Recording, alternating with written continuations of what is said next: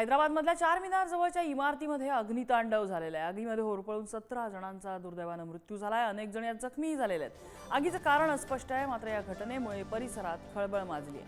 आगीच्या घटनेवर पंतप्रधान मोदींनी शोक व्यक्त केला आहे। नुकसानाचा आढावा घेऊन आवश्यक ती मदत पुरवण्याचं आश्वासनही त्यांनी दिलं आहे। एक बहुत बड़ा दर्दनाक हादसा हुआ है जिसमें एक घर के एक परिवार के खानदान के 17 लोगों की मौत हुई है और ये बड़ी तकलीफ की बात है। मैं शुक्रगुजार हूं उन तमाम लोगों का जो पहले यहाँ पर आए, मदद करने की कोशिश की, मगर अफसोस के साथ ये खबर हमको मालूम हुई कि 17 लोगों की मौत हुई है।